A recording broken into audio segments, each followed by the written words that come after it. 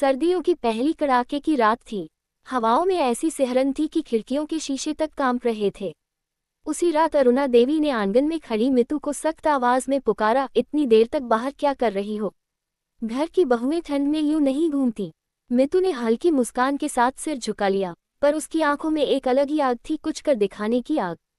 वह ठंड में इसलिए खड़ी थी क्योंकि उसने तय किया था कि इस घर की बंद सोच को पिघलाकर ही दम लेगी। अरुणा देवी को हमेशा लगता था कि मितू उनके बेटे मोहन को उनसे दूर कर देगी। मोहन बीच में फंसा रहता, एक तरफ मां का वर्षों का त्याग, दूसरी तरफ पत्नी का आत्मसम्मान। घर की दीवारों में अक्सर खामोशी की बर्फ जम जाती, जिसे कोई तोड़ने की हिम्मत नहीं करता था। लेकिन उस रात ठंडी हवा के साथ एक नया तूफान भी आने वाला था। अगली सुबह ठंड और बढ़ गई। मितू ने घर की छत पर रखे पुराने गमलों में पौधे लगाने की ठानी। उसका सपना था कि वह घर की छत पर विंटर गार्डन कैफे शुरू करे, जहां लोग आकर गर्म चाय पी सकें। अरुणा देवी को ये बात नागवार गुजरी। उन्होंने ताना मारा, हमारे खानदान की बहुएं दुकान नहीं चलाती, घर चलाती हैं। मोहन चुप रहा, लेकिन उसने पहली बार मितू की आंखों में हार नहीं, हिम्मत देखी। उसी दिन अचानक मितू सीढ़ियों से फिसलकर बर्फीली फर्श पर गिर पड़ी। ठंड इतनी तेज थी कि उसका हाथ सुन्न हो गया। अरुणा देवी ने देखा, एक पल के लिए उनके मन में कठोरता और ममता की जंग हुई, पर अगले ही पल उन्होंने दौड़कर मितू को उठाया। ये वही अरुणा थी जो हमेशा ताने देती थी, पर उस दिन उनके हाथों की गर्माहट ने मितू की ठंड को तोड़ दिया।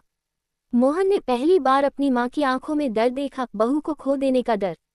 मितू की चोट गंभीर नहीं थी, पर डॉक्टर ने आराम की सलाह दी। इसी दौरान घर में एक नया मोड़ आया। अरुणा देवी को पता चला कि जिस जमीन पर उनका पुश्तैनी घर बना है, उस पर बैंक का कर्ज है, जो मोहन ने चुपचाप लिया था। मोहन ने ये कर्ज मितू के सपनों के लिए लिया था, ताकि वह कैफे शुरू कर सके। अरुणा देवी का दिल दहल गया। उन्हें लगा कि बहू ने बेटे को अपने जाल में फंसा लिया है। गुस्से में उन्होंने मितू को खूब खरी खोटी सुनाई, पर सच तब सामने आया जब मोहन ने बताया कि मितू ने अपनी जॉब छोड़कर घर संभाला था, और अब वह अपने पैरों पर खड़े होकर घर का कर्ज चुकाना चाहती है। मितू ने धीरे से कहा, माँ, मैं इस घर को छोड़कर नहीं, संभाल कर रखना चाहती हूँ। पहली बार उसने अरुणा देवी को माँ कहा, बिना डर के, बिना झिझक के। फिर आया असली चुनौती का दिन। कड़ाके की ठंड में मितू ने छत पर छोटे से कैफे की शुरुआत की। पहले दिन सिर्फ 2 ग्राहक आए। अरुणा देवी दूर खिड़की से देखती रहीं।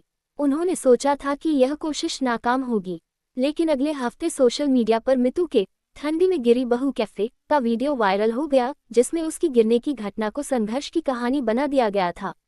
लोग उसकी हिम्मत से प्रेरित हुए। कैफे चल पड़ा, कर्ज धीरे धीरे उतरने लगा। एक शाम अरुणा देवी खुद ट्रे में चाय लेकर ग्राहकों के पास पहुंची।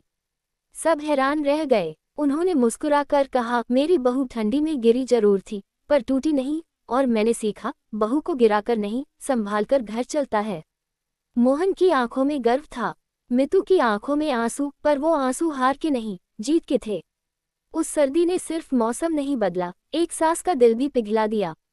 और उस घर की दीवारों पर जमी बर्फ आखिरकार पिघलकर रिश्तों की